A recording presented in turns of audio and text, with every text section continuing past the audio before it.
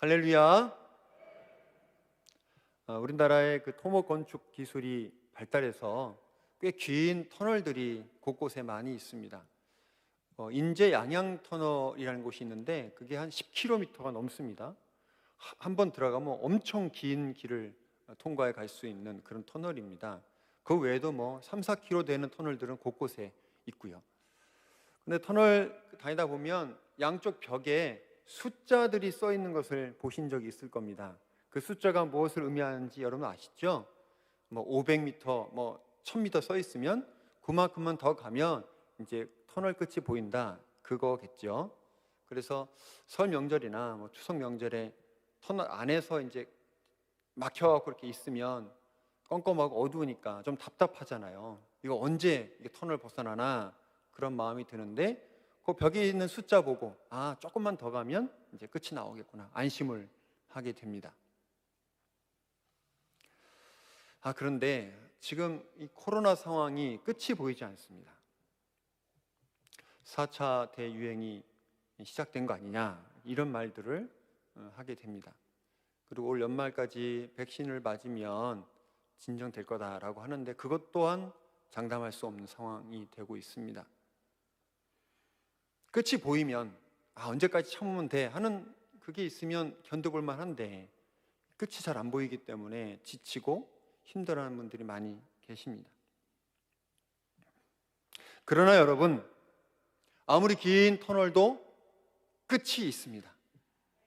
그렇듯이 이 코로나가 끝이 안 보인다 했지만 언젠가는 끝이 오는 날이 올 거예요. 그때까지 여러분 잘 참으셔야 합니다. 잘 참으셔야만 또 그 이후에 주시는 새로운 날을 만날 수 있습니다. 그때까지 잘 견뎌내는 여러분들 되시길 간절히 축원합니다. 작년부터 저에게 코로나 상황 속에서 월계문화복지센터 어떻게 되고 있냐 묻는 분들이 가끔 계셨습니다. 월계문화복지센터 우리 장석교회가 후원하고 협력하는 우리 복지센터 코로나 상황 속에서도 잘 운영되고 있습니다. 경제가 어려우신 어르신들 위해서 그 무료 식당을 운영했는데 모이는 게 이제 불가능해서요. 일주일치 대체식을 준비해서 일주일에 한 번씩 이렇게 전해드리고 있습니다. 또 반찬 배달은 기존에 하던 대로 일주일에 2번씩 댁을 방문해서 전달해 드리고 있습니다. 물리치료실은 지난 3월부터 다시 재개가 되었습니다. 많이들 오고 계세요. 근데 이건 누웠다 가시기 때문에 혹시 전염될까 싶어서 이렇게 누웠다 일어나시면 저희 물리치료사가 소독을 해서 깨끗하게 전염되지 않도록 그렇게 운영을 하고 있습니다. 실버 문화교실 프로그램은 구청의 지시대로 10인 이하로 운영하고 있습니다. 한글, 서예교실, 실버 미술, 역사교실 또 다양한 많은 프로그램들이 지금 운영되고 있고요. 가장 인기 많은 프로그램이 운동하고 노래교실이거든요. 근데 그거는 이제 막 땀을 흘리고 또 침을 튀길 수가 있어서 영상을 저희가 제작하고 있습니다. 우리 강사분을 모셔서 영상을 제작하고 그걸 딱 편집한 다음에 카카오톡으로 회원 가입이 되어 있는 저희 어르신들에게 다 보내서 이제 집에서 보시면서 따라하실 수 있도록 그렇게 저희가 하고 있습니다. 저희 3층에 도서관이 있는데요. 지금은 대출 열람 자유롭게 하실 수 있습니다. 언제든지 오셔서 이용하시면 좋겠습니다. 저희 도서관에 책이 몇 권이 있는지 주보에 몇 주나 실렸기 때문에 다 아시죠? 이제 15,000권이 넘었었습니다.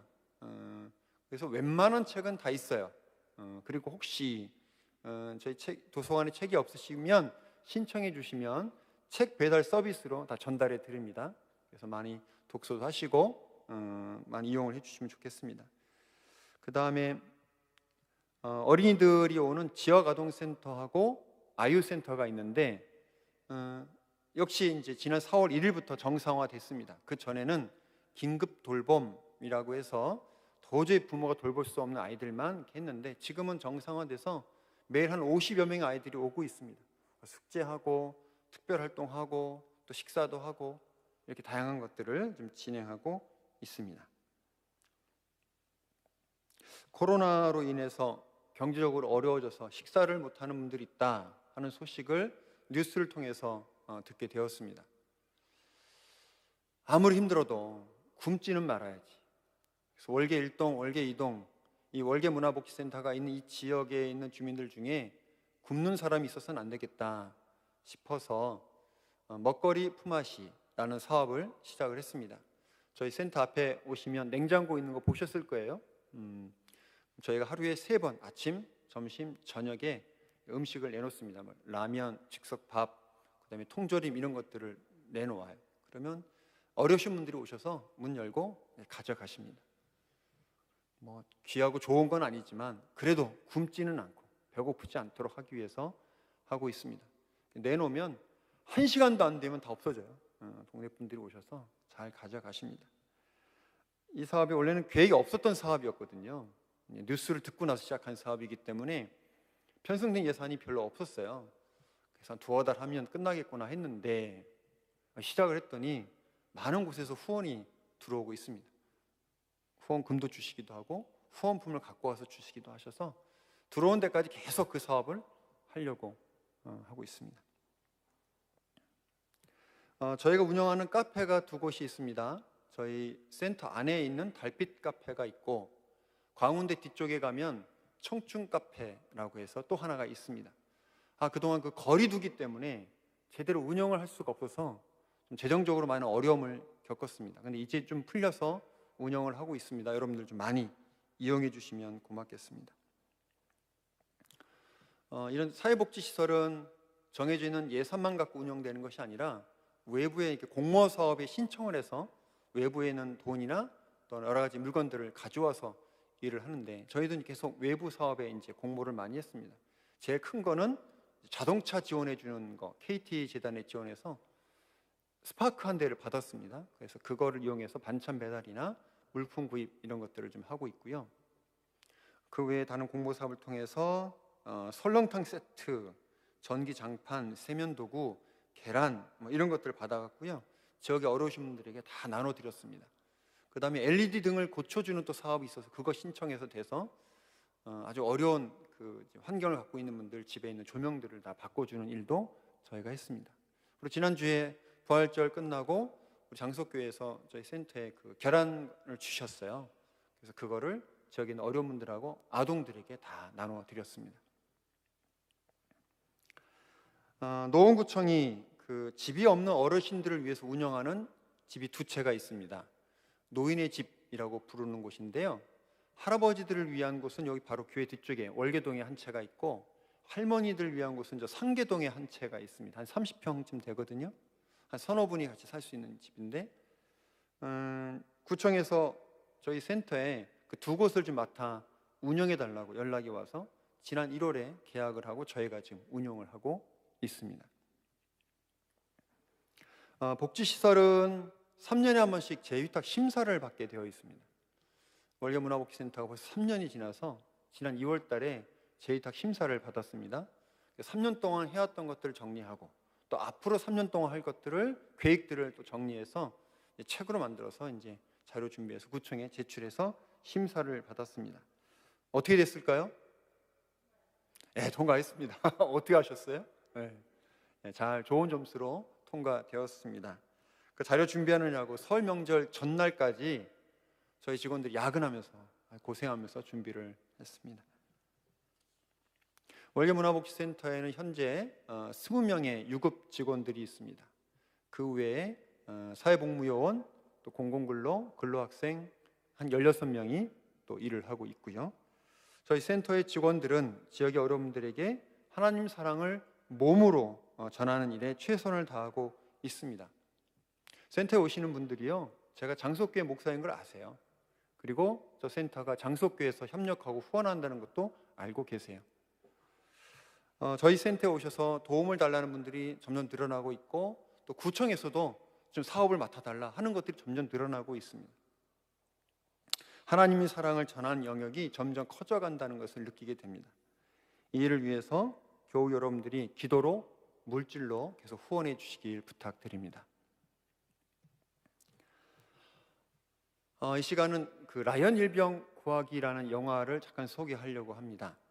이 영화는 세계 2차 대전을 배경으로 하는 영화입니다. 맷 데이먼 또 톰 행크스라는 유명한 배우가 열연을 해서 알려졌던 훌륭한 영화이고요. 이 영화가 실화를 바탕으로 하고 있어서 더 감동이 되고 있습니다. 영화의 내용이 다음과 같습니다. 세계 2차 대전 중에 많은 사람들이 죽어갔습니다. 라이언 집안의 네 형제가 미 육군에 지원해서 전투에 참여했습니다. 그런데 그중 3형제가 전쟁 중에 전사했습니다. 아들 넷이 있었는데 3명이 죽은 거예요. 그 소식을 들은 어머니가 오열을 하면서 막 쓰러져 버리는 거예요. 그래서 미 육군이 이걸 알고, 야, 아들 넷이 있는데 4명 다 죽으면 그 어머니는 어떡하냐. 그래서 마지막 살아남은 막내 제임스 라이언을 찾아서 어머니 집으로 돌려보내자, 이렇게 결정을 합니다. 이 라이언 일병을 구하기 위해서 밀러 데이와 8명의 군인이 한 팀을 꾸렸습니다. 이 8명의 군인들이 많은 고생을 하고 심지어 전사까지 하면서 이 라이언 일병을 구하게 됩니다. 돌아오는 중에 독일군들과 전투를 벌이게 되었는데요. 그 팀을 이끌었던 밀러 데이가 총에 맞아 죽게 됩니다. 쓰러진 밀러 데이가 마지막으로 라이언 일병에게 이렇게 말합니다. 라이언, 잘 살아라. 그리고 숨을 거두었습니다. 밀러 데이의 바람대로 라이언은 무사히 집으로 돌아왔습니다. 여러분, 이 제임스 라이언이 집에 돌아와서 어떻게 살았을까요? 영화에서는 구체적으로 표현하고 있지 않지만 누구나 예상하듯이 그는 정말 열심히 최선을 다해 잘 살았을 겁니다. 자기 살리기 위해서 많은 군인들이 고생하고 그리고 심지어 목숨까지 버렸기 때문에 그분들 생각할 때 라이언은 헛되이 살 수가 없었겠지요.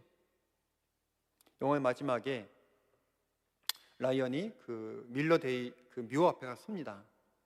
그리고 이렇게 말을 해요. 대위님의 희생이 헛되지 않았기를 바랍니다. 옆에 있던 아내가 라이언을 향해서 말합니다. 당신은 훌륭하게 살았어요.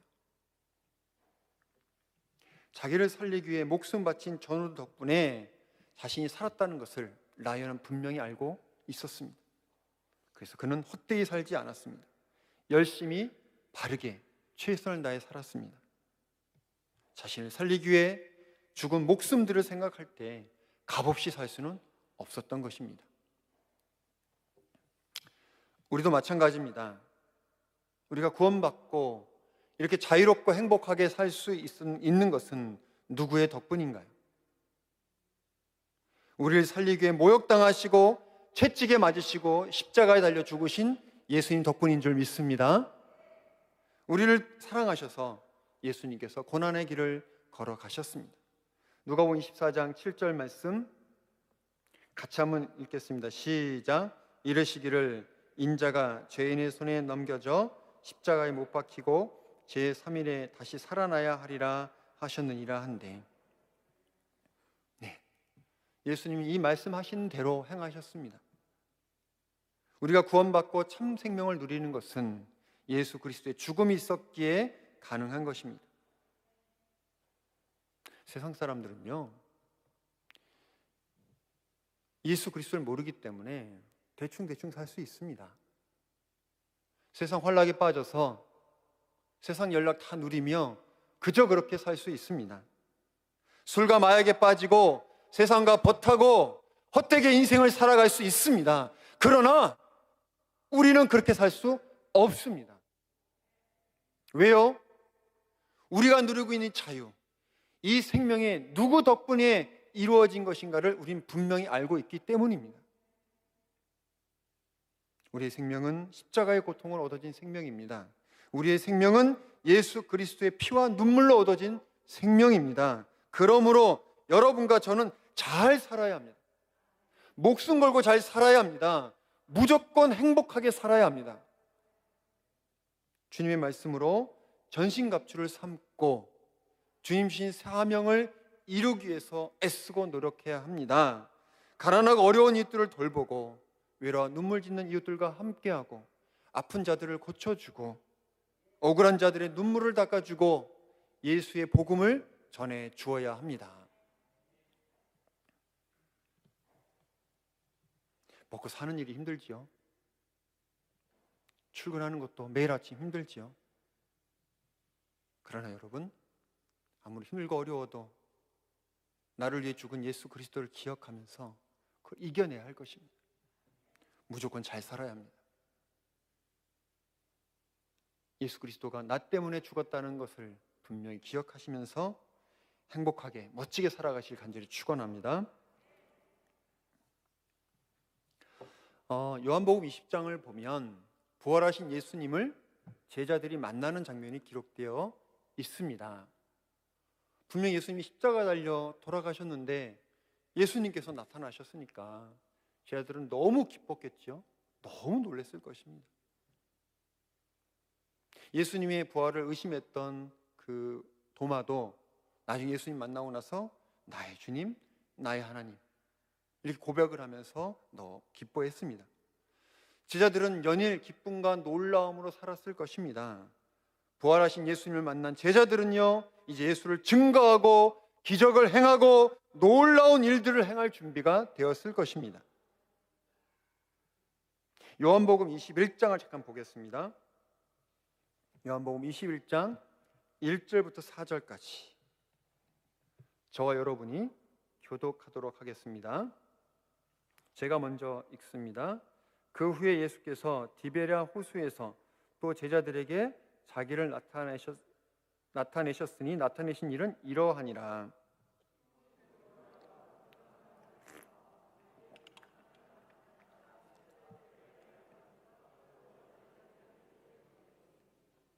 시몬 베드로가 나는 물고기 잡으러 가노라 하니 그들이 우리도 함께 가겠다 하고 나가서 배에 올랐으나 그날 밤에 아무것도 잡지 못하였더니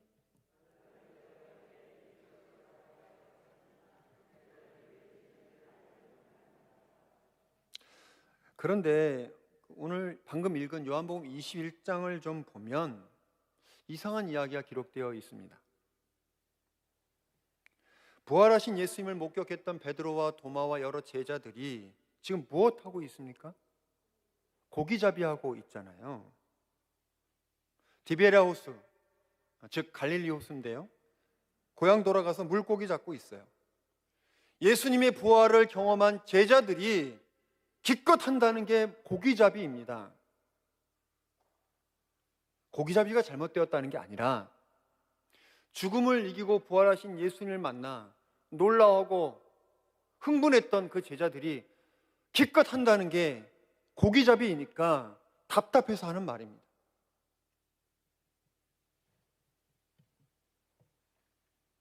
그런데 여러분, 우리도 이와 비슷하지 않습니까? 하나님 말씀으로 은혜 받았던 때가 있지요. 그래서 우리가 이제 변화된 삶을 살아야겠다고 결단도 했습니다. 다짐도 했습니다. 그런데 일상으로 돌아오면 어떻게 되던가요? 처음 며칠은 경건의 시간 갖고 하나님 말씀대로 살려고 노력을 합니다. 누가 뭐라 해도 하나님 사랑 전하고 복음 전하고 선한 영향력을 끼치려고 노력을 합니다. 그러나 시간이 지나면 점점 시들해지죠. 뜨거웠던 감동도 어디론가 사라져버리고 어느 순간 입에선 짜증이 배어나오고 있습니다. 작은 일에 불평하고 교회 가는 것조차 힘들어지게 됐습니다. 그러면서 드는 생각, 내가 구원받은 사람이 맞나? 내가 은혜 받은 사람이 맞나?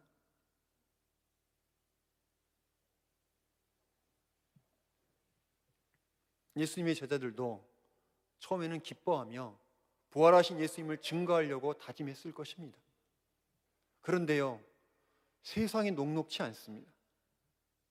식민 지배하고 있던 로마의 군병의 창과 칼이 압박하고 옵니다. 바리새인과 제사장들이 예수를 증거하는 것을 허락치 않습니다. 잘못하면 제자들도 예수님처럼 십자가에 달려 죽을지 모른다는 두려움에 쌓이게 됩니다. 그런 상황 속에 제자들은 뭐 하나 제대로 할 수가 없었을 것입니다. 두렵고 떨리고 고민하다가 결국 자신의 고향으로 돌아가서 자신이 하던 고기잡이를 시작했던 것입니다.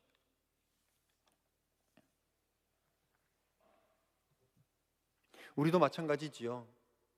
예수님 말씀 증거하고 그 말씀대로 살려고 노력하지만 쉽지 않습니다. 여러 조건들이 충분치 않고요.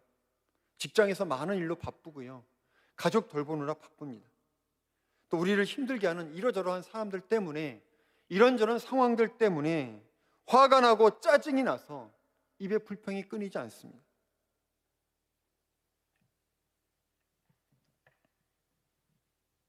제자들이 고기잡이하고 있을 때 예수님이 나타나셔서 말씀하십니다. 21장 5절 말씀입니다. 5절부터 7절까지 같이 한번 읽겠습니다. 시작.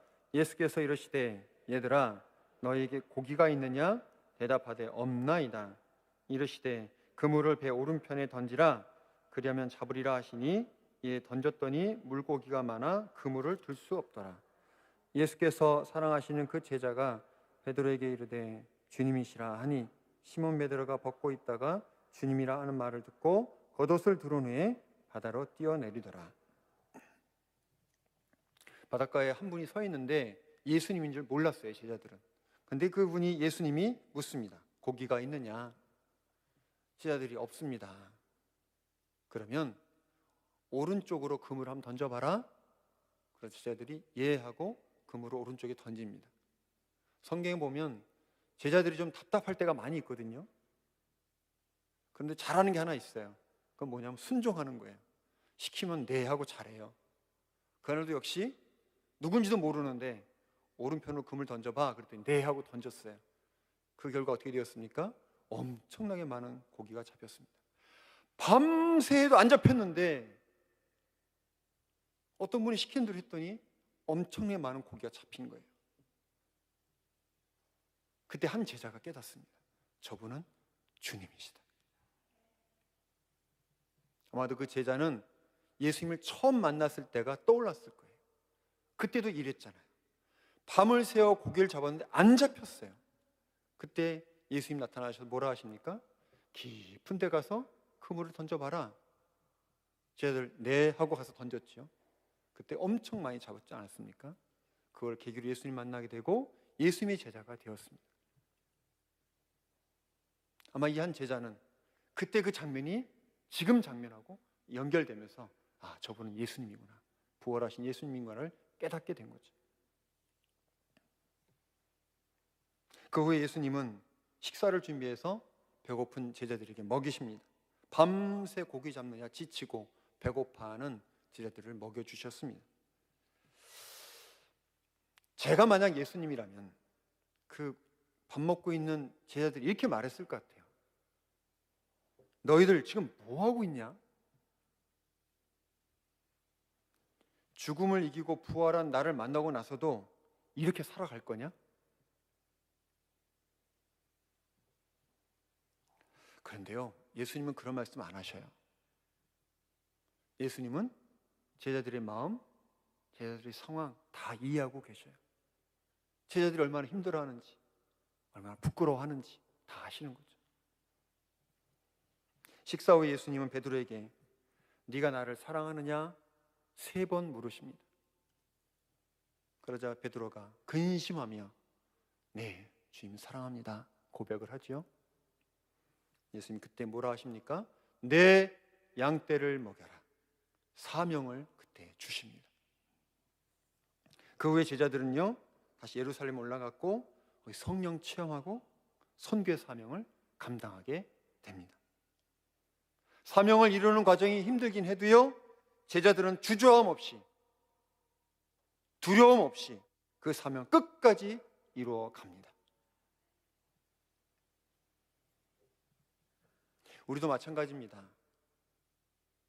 우리가 예수 만나고 기뻐했다가 다시 세상 일로 낙심하고 또 지치고 힘들어할 때 예수님께서 그냥 버려두지 않으시고 우리 곁에 찾아오십니다. 사랑받은 이신 예수님이 너 왜 그러고 있어? 라고 비난하지 않으십니다. 다양한 방법으로 여러분을 깨워주실 것입니다. 직접 음성을 들려주시기도 하실 것이고요, 목사님 말씀으로 감동을 주시기도 할 것이고요, 찬양을 통해 은혜를 주시기도 하고요, 작은 시련으로 기도의 무릎을 꿇기도 하실 겁니다. 그때 여러분 그 깨움에 응답하세요. 힘들고 어려워도 응답하십시오. 순종하십시오. 그러면 주님께서 여러분을 위로해 주시고 힘을 주실 겁니다. 그리고 사명을 깨닫게 하실 겁니다. 그 사명을 가졌을 때, 그리고 그 사명을 이루고자 노력할 때 여러분의 삶은 의미 있는 삶이 될 것이고 지치지 않을 것이고 행복하게 그 삶을 끝까지 걸어가시게 될 것입니다. 2001년 4월 19일, 제게 너무 중요한 날입니다. 2001년 4월 19일 제가 목사 안수를 받은 날입니다. 예수 믿은 것만 해도 기쁜데 목사까지 되었으니 너무 기뻤습니다. 저에게 김현범 목사님이라고 불러주면 너무 좋았어요. 그 기쁨을 계속 유지하고 있다가, 그리고 경북 의성의 작은 시골교회 담임 목사로 제가 부임을 했습니다. 열심히 목회를 했죠. 근데 하면서 점점 제가 목사로서 많이 부족하다는 것을 깨닫게 되었어요. 목사로서는 너무 부족하다. 아니다, 넌 목사가 아니다. 막 스스로 그런 게 오는 거예요. 그러다 보니까 교회에 있는 게 너무 불편하고 힘이 드는 거예요. 그래서 만 2년이 되어가고 있는데 때마침 총회 국내 선교부에서 기관 목사로 일을 해보지 않겠냐라고 연락이 와서 사임을 하고 다시 서울에 있는 총회 저희 기관에 와서 목회를 했습니다. 이 기관 목사가 하는 일은 행정적인 일을 하는 일인데 그것도 한 2년 하니까 재미가 없는 거예요. 기쁨도 없고 지치기만 하고. 그래서 드는 생각이 이제 그만하자. 이제 목사라는 이름으로 하는 일은 그만하자. 한 살이라도 어렸을 때 다른 일을 찾자. 다른 일을 하자.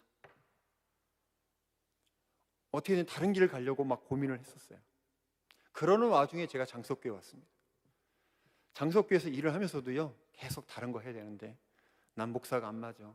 목사는 아닌 것 같아. 늘 그렇게 살았어요. 그러다가 어느 날 이용남 목사님이 저쪽에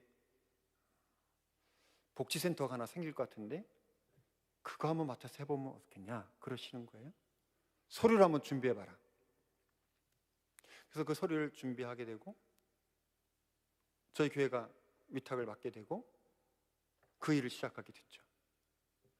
근데 저는 그 당시에 사회복지학을 공부한 적도 없고 전혀 경험이 없는데 교회에서만 일만 했는데 그 일 어떻게 하나 막 두려움에 막 쌓여오는 거예요. 구청에서는 이런 서류 준비해라, 이거 막 제출해라 막 그러는데 하나도 모르겠고 이것도 아닌가? 근데 세월이 지나면서 저 안에 기쁨이 있었어요. 하나님이 저에게 주신 사명은 사회복지를 통해서 지역에 있는 많은 사람들에게 하나님의 사랑을 전하는 것. 이게 제 사명이라는 걸 깨닫게 됐어요. 힘들지만 어렵지만 재밌었어요. 하나님의 사랑을 몸으로 전하는 목사로서 보람도 되고 행복했어요. 우리 학교에 가면 교목이 계시잖아요. 학생들 우리 영광학교 가면 또 군대 가면 군목이 있듯이 난 지역사회를 섬기는 목사다. 그런 사명을 갖고 일을 하게 된 거죠. 중간에 막 힘든 일도 많이 있었습니다. 저기 SK뷰 아파트 들었으면서 없어지게 됐을 때 처음에는 복지센터도 없앤다고 그랬어요. 그만하겠다. 어떡하나. 사명도 발견하고 너무 좋은데. 그래도 하나님께 역사하셔서 또 우리 장석교회 당회원들이 허락을 해주셔서 우리 기념관 2층에서 그 일을 계속하게 되고 새로 바로 앞에 붉은 벽돌 건물 새로 짓고 계속 그 일을 하게 됐죠. 건물 크기는 거의 4배 이상 커졌고요. 사업도 4배, 5배 더 커졌고 일하는 직원들도 2배 이상 커지고 더 많은 일들을 하게 됐죠. 힘들고 어렵지만 한 번도 주저해 본 적이 없습니다. 한 번도 포기하자고 생각한 적이 없었습니다. 제 사명이라고 생각하니까 지치지도 않고 힘들지도 않고 끝까지 갈 수 있었습니다. 말씀을 마치려고 합니다. 예수님 부활하셨습니다. 할렐루야. 예수님의 부활을 통해 우리도 부활할 것이며 죽음이 없는 세상을 살아감을 깨닫게 됩니다. 너무 기뻐서 우리 모두가 뭐든지 다 할 수 있다는 생각이 듭니다. 그러나 부활의 기쁨도 잠시 일상에 빠져들어가면서 힘이 빠지게 됩니다. 출근해야 되고 돈 벌어야 되고 보기 싫은 사람도 만나야 합니다. 입에서 불평이 나오고 삶이 기쁘지 않습니다. 부활을 소유한 사람답지 않을 때가 너무 많습니다. 여러분, 그러할 때 포기하시면 안 됩니다. 그러한 우리를 버려두지 않으시고 찾아오시는 예수님이 계심을 기억하기 바랍니다.